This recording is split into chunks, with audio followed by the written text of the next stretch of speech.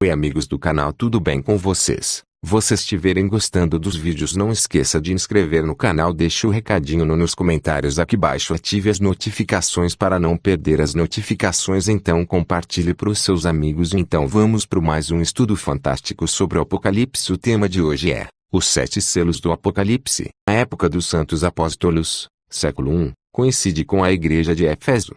Eles receberam a doutrina pura da Bíblia para pregá-la, enfrentaram muitas lutas, mas não permitiram que a doutrina fosse maculada. Houve também grandes vitórias para Cristo, 3.000 conversos no Pentecostes. Poucos dias depois já havia 5.000 a conversão de Saulo e o evangelho a todo mundo conhecido. Se queremos conhecer a doutrina pura de Cristo, devemos estudar a Santa Bíblia, pois nela está escrita pelos apóstolos a época do cavalo branco. A cor vermelha e os símbolos deste selo falam indiscutivelmente de derramamento de sangue. É o período das 10 perseguições gerais desatadas pelo Império Romano contra os cristãos que preferiam morrer a renunciar à fiel obediência aos princípios bíblicos. Este selo começa com a morte do último apóstolo João, fim do século I, e chega até o ano 313, quando Constantino assina em Milão o Edito de Tolerância. Coincide com o período da igreja de Esmirna, já que enfrentou lutas para manter a pureza de suas doutrinas e que viu ser derramado o sangue de seus membros por não renunciar à fidelidade. Agora é representada pelo preto, antítese do branco. A negrura muitas vezes representa na Santa Bíblia as trevas morais, o pecado, a apostasia, ou o erro. Corresponde ao período que vai desde 313 a 538. Paulo profetizou acerca do tempo em que se mudariam as doutrinas por um processo de paganização, Atos 20, 27 a 31. Pedro também profetizou como um dia a igreja haveria de se corromper, 2 Pedro 2, 1 a 3. A balança, o espírito de comercialização e materialismo que penetraria na igreja. Um dinheiro era o salário de um dia de trabalho, com o qual comprariam apenas 654 gramas de trigo ou menos de 2 quilos, 1962 gramas, de cevada. Isto é o símbolo da tremenda escassez da palavra de Deus, proibida nesse tempo. Amós 8 e 11, 12, que produziu fome de ouvir a palavra.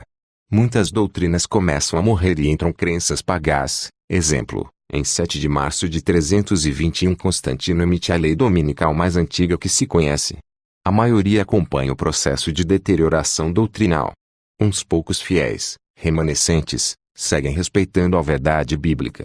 O azeite representa o Espírito Santo, Zacarias 4, 2 a 6. O vinho representa o sangue de Cristo derramado pelos pecadores. No altar de bronze do santuário do Antigo Testamento se ofereceriam os sacrifícios de animais. O sacrifício era queimado e o sangue era derramado na base do altar. Levítico 4, 7. A vida ou a alma está no sangue. Levítico 17, 11. Deuteronômio 12, 23. O símbolo é claro. O sangue dos mártires do pequeno remanescente fiel que não aceitou a paganização doutrinal é derramado como um sacrifício ao pé do altar.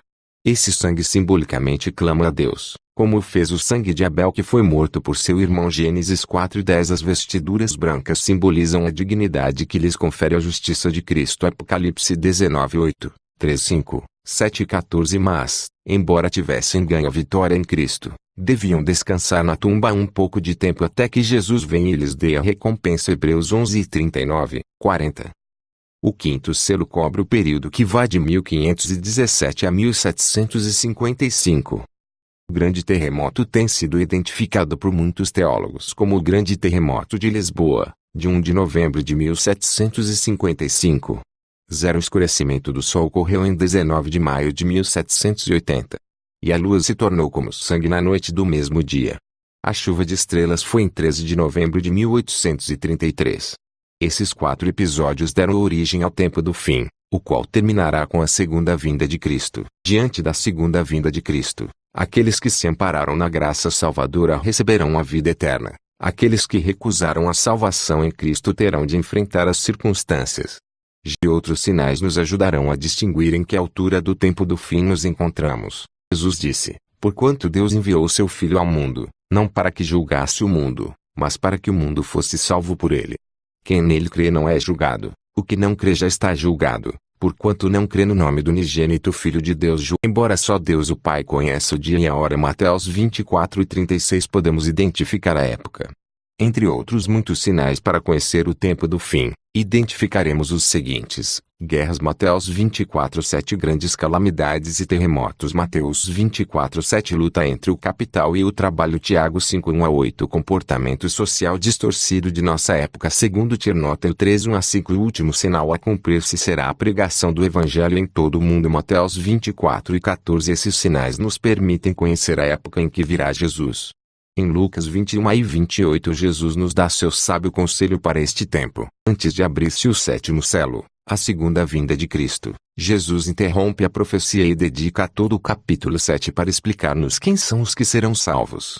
Que farão os anjos nas frontes dos servos de Deus. Apocalipse 7:2, 3. Esse silêncio se produzirá por ocasião da segunda vinda de Cristo, quando os anjos virão com Jesus. Mateus 25:31. Alguns têm aplicado a essa meia hora o princípio profético de dia-ano e dizem que poderá representar uma semana literal. Este estudo esteja te ajudando a entender sobre o livro do Apocalipse. Comente aqui abaixo, deixe o seu forcinha no gostei e compartilhe para os seus amigos. Até a próxima.